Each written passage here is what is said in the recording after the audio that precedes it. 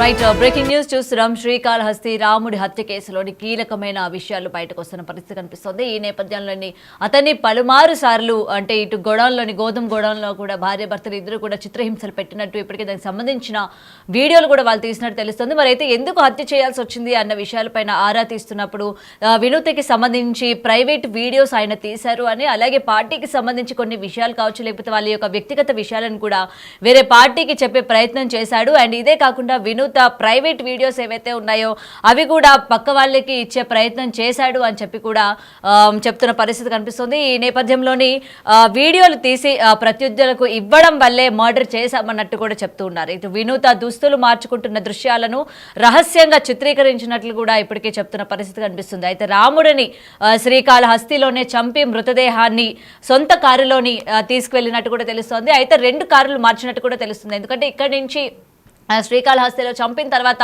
ఏదైతే వెహికల్లో తీసుకొని వెళ్లారో అటు చెన్నై సరిహద్దుల్లోని మళ్ళీ నెంబర్ ప్లేట్ మార్చిన కారులోకి మళ్ళీ డెడ్ బాడీని మార్చినట్టు కూడా కనిపిస్తుంది. ఈ నేపథ్యంలోని మొత్తం దీనికి సంబంధించిన సీసీటీవీ ఫుటేజ్ అంతా కూడా పోలీసులు అధికారికంగా తీసుకున్నట్టు కూడా తెలుస్తోంది. అయితే వినూత చంద్రబాబు తీసుకెళ్లినట్టు గుర్తించారు. అంటే వీళ్ళిద్దరూ కూడా ఆ డెడ్ బాడీని 2 సార్లు వ్యాన్లో మార్చినట్టు కూడా పోలీసులు ఇప్పటికే గుర్తించినట్టు కూడా తెలుస్తోంది. ఇంకొకటి దారి మధ్యలో మరో వాహనంలోకి కూడా మృతదేహాన్ని మార్చినట్టు కూడా నిందితులు చెప్తున్నారు. శ్రీకాళహస్తి జనసేన ఇన్ఛార్జ్గా ఉన్న కోట వినూత హత్య కేసులో చెన్నైలో అరెస్టు చేసినట్టు కూడా తెలుస్తోంది. ఇప్పటికీ భార్య భర్తలు ఇద్దరిని కూడా అరెస్ట్ చేసి 14 రోజులు రిమాండ్ విధించినట్టు కూడా తెలుస్తోంది. అయితే దీనికి సంబంధించి విచారణలో కూడా పోలీసులు పలు ప్రశ్నలు వేసిన పరిస్థితి కూడా కనిపిస్తుంది. అసలు ఎందుకు చంపారు ఏంటి అన్న దానిపైన పూర్తి వివరాలు మా ప్రతినిధి దామోదర్ అందిస్తారు.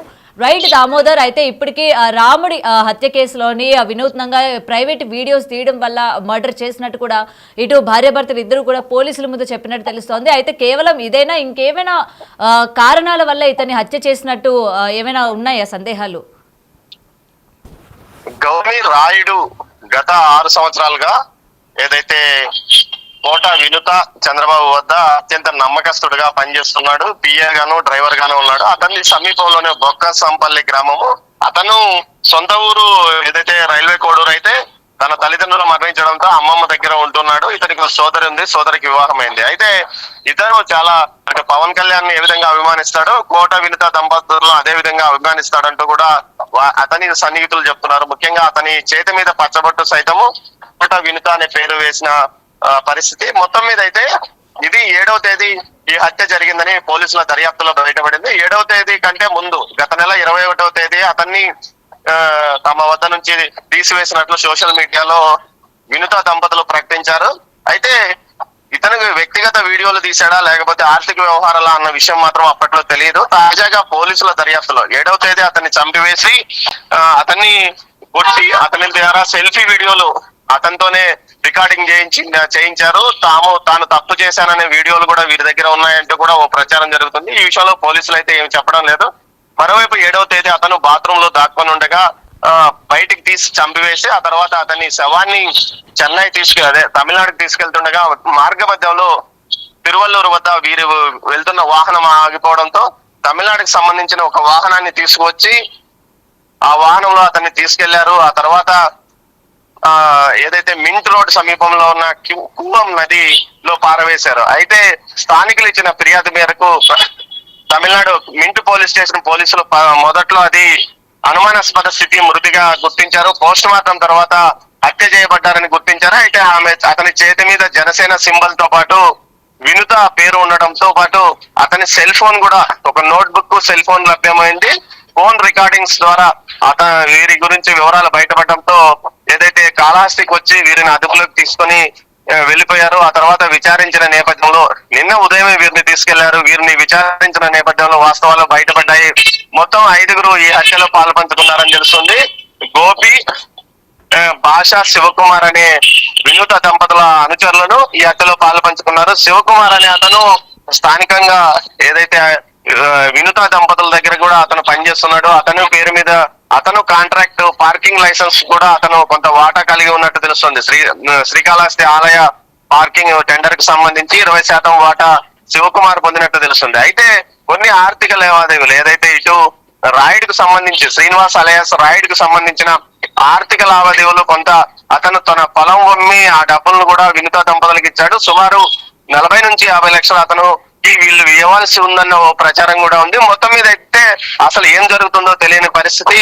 అతని చావుకు కారణం కొన్ని వ్యక్తిగత వీడియోలు తీశాడు. అవి అతని సెల్ ఫోన్ లో గుర్తించి అతన్ని ఏదైతే దీని గురించి విచారణ చేస్తుండగా అతను చనిపోయాడు, కొట్టినప్పుడు చనిపోయాడని చెప్పినట్లు సమాచారం. మొత్తం మీద అయితే అతని మృతదేహాన్ని కూవం నదిలో వేయడము, అక్కడ పోలీసులు ఏదైతే విచారణ అత్యంత వేగంగా చేయడం వల్ల వీరు హత్య చేసినట్లు బయటపడింది.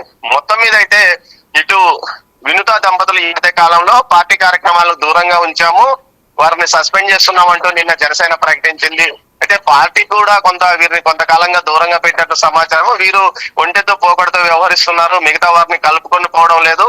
ఉన్న శ్రీకాస్తులో 3 గ్రూపులతో రాజకీయం చేస్తున్నారంటూ కూడా వీరిపైన ఒక నెగిటివ్ గతంలోనే పార్టీ అధిష్టానానికి వెళ్ళినట్టు తెలుస్తుంది. మొత్తం మీద ఈ హత్యకు సంబంధించి ఏదైతే బొజ్జల సుధీర్ రెడ్డి తమను ఇబ్బంది పెట్టడానికే ఏదైతే శ్రీనివాస్ అలియాస్ రాయుడ్ తో వీడియోలు తీయించాడని కూడా ప్రచారం జరుగుతోంది. అయితే ఆమె ఏదైతే వినుత నిన్న మీడియా ఎదుట అంటే కోర్టుకు హాజరుపరిచే సమయంలో బయటకు వస్తూ బొజ్జల సుధీర్ రెడ్డి ఈ పని చేశాడు, దీని వెనుక ఉన్నాడు, అతని పైన మేము బయటకు వచ్చిన తర్వాత అతన్ని వదిలిపెట్టమంటూ ఘాటుగా వ్యాఖ్యానిస్తూ వెళ్ళిపోయింది. అయితే శ్రీనివాస్ యొక్క అమ్మమ్మ రాజేశ్వరమ్మ మాట్లాడుతూ కేవలం తమ కుమారుడిని తమ మనవడిని అన్ని రకాలుగా ఇబ్బంది పెట్టడమే కాకుండా అతనికి డబ్బులు కూడా ఇవ్వకుండా ఇబ్బంది పెట్టారంటూ కూడా ఆమె ఆరోపించింది. అంతకు మునుపు 21వ తేదీ 22వ తేదీని కొట్టి పంపించారు. అప్పట్లోనే శరీరం మీద గాయాలు ఉన్నాయి. తాజాగా 6వ తేదీ 7వ తేదీలో కూడా వారు రమ్మన్నారు, పిలుస్తున్నారు, వెళ్తాను, వారి దగ్గరికి పనికి వెళ్ళాలంటూ చెప్పుకొచ్చాడు. వద్దని చెప్పినా వెళ్ళాడంటూ కూడా వారి అమ్మమ్మ చెప్పిన పరిస్థితి. మొత్తం మీద చూస్తే ఈ కేసుకు సంబంధించి వ్యక్తిగత వీడియోలా లేకపోతే ఆర్థిక లావాదేవీలా అన్న విషయం తేలాల్సింది. అయితే పోలీసులు ఇంట్రాగేషన్ లో వీరు తమ వ్యక్తిగత వీడియోలను తీశాడు సెల్ ఫోన్ లో అన్న విషయాన్ని పోలీసులకు చెప్పినట్టు తెలుస్తోంది గౌతమి. మొత్తం మీద ఈ కేసుతో వారి రాజకీయ జీవితం కొంత పూర్తిగా పతనమైందని మాత్రం ఖచ్చితంగా చెప్పవచ్చు. మొత్తం మీద జనసేన పార్టీ పూర్తి స్థాయిలో వారిని బహిష్కరించినట్లు నిన్న ఆదేశాలు జారీ చేసింది. మరోవైపు ఈ కేసును అంటే హత్య చేసింది రేణిగుంట సమీపంలోని ఒక గోడౌన్ లో కాబట్టి తదుపరి ఈ కేసును తిరిగి ఇటు ఆంధ్రప్రదేశ్ కు ట్రాన్స్ఫర్ చేసే అవకాశం ఉందని న్యాయ నిపుణులు భావిస్తున్నారు Gautami. Right, thank you Damodar. Right, breaking news చూస్తున్నాం. ఇప్పటికీ దీనికి సంబంధించి అసలు ప్రైవేట్ వీడియోస్ తీయడం వల్ల ఇతన్ని హత్య చేశారా, లేకపోతే ఇంకేమైనా పార్టీలో ఉన్న లావాదేవీలు కావచ్చు, లేకపోతే ఇన్ఫర్మేషన్స్ వేరే వాళ్ళకి అందజేస్తున్నందుకు ఈ విధమైన చర్యకు చేపట్టారా అన్న దానిపైన పోలీసులు అయితే దర్యాప్తు చేపట్టారు. అయితే ఈ నెల 8వ తేదీన కువ్వా నది కాలువలో మృతదేహాన్ని స్థానికులు గుర్తించిన తర్వాత ఆయన పోస్ట్ మార్టం నిమిత్తం ఒంటిపైన గాయాలు కావచ్చు, లేకపోతే తీవ్రంగా ఆయన్ని హింసించి చంపారు అని చెప్పి పోలీసులు ఇప్పటికే బయటకు ప్రకటించినట్టు కూడా తెలుస్తుంది. ఈ నేపథ్యంలోని ఈయనకి సంబంధించి ఆ యొక్క గోడౌన్లో కావచ్చు మొత్తం అన్ని కూడా వీడియోలు తీసుకున్న పరిస్థితి కనిపిస్తుంది. ఆయన మొత్తం వీడియోలు కూడా పరిశీలించిన తర్వాత అసలు ఎందుకు చంపాల్సి వచ్చింది, ఏంటి, ఏవైనా లావాదేవీలు అంటే వీళ్ళ ఫ్యామిలీ పరంగా ఏమైనా లావాదేవీలు ఉన్నాయి, ఎందుకంటే ఇతన్ని ఎంతో కాలంగా నమ్మకంగా పనిచేస్తున్న పిఏగా ఉన్న ఈ వ్యక్తిని ఒక్కసారిగా బయటికి పంపించినప్పుడు కూడా అధికారికంగా ప్రకటించడం కూడా జరిగింది. ఈ నేపథ్యంలోని కేవలం ఇలాంటి ఇన్ఫర్మేషన్స్ అన్ని కూడా పక్క వాళ్ళకి అందించడం వల్లనే బయటికి పంపించారా, లేకపోతే ఇతర కారణాలు ఉన్నాయన్న దానిపైన కూడా తెలియాల్సి ఉంది. ఇప్పటికీ జనసేన నుంచి కూడా వినూత్నాన్ని బహిష్కరించినట్టు కూడా తెలుస్తోంది. ముఖ్యంగా తిరిగి సంబంధించి అంటే వాళ్ళ అమ్మమ్మ కూడా ఇంతకు ముందు కూడా గత 3 నెలలుగా తన మనవడు ఇలాంటి చిత్రహింసలకు గురవుతున్నారని చెప్పి, చిత్రహింసలు పడుతున్నారని చెప్పి ఎప్పటికప్పుడు కొట్టేవాళ్ళు అని చెప్పి, అండ్ అక్కడి నుంచి మానేసినా సరే మళ్ళీ పిలిపించుకొని అతన్ని చిత్రహింసలు పెడుతున్నారు, నన్ను చంపేస్తారు అని బెదిరించారు అని కూడా తన అమ్మమ్మతో తను చెప్పినట్టు కూడా తెలుస్తోంది. అండ్ ఇంకా చెప్తున్న తరుణంలోనే ఒక్కసారిగా తన మరణ వార్త వినాల్సి వస్తుంది అనుకోలేదు అని చెప్పి పోలీసులతోని వాళ్ళ అమ్మమ్మ ఇప్పటికే చెప్పినట్టు కూడా తెలుస్తోంది. ఈ నేపథ్యంలోని వీళ్ళిద్దరికీ సంబంధించి ఇప్పటికీ వినూత్నని తన భర్త చంద్రబాబుని కూడా అదుపులోకి తీసుకున్నట్టు తెలుస్తుంది. ముఖ్యంగా ఎందుకు చంపారు, ఏంటి, వీడియోలు కానీ అన్ని కూడా పరిశీలించిన తర్వాత ఒక కొలిక్కి వస్తుంది అన్నట్టు కూడా ఇక్కడ క్లియర్గా కనిపిస్తుంది.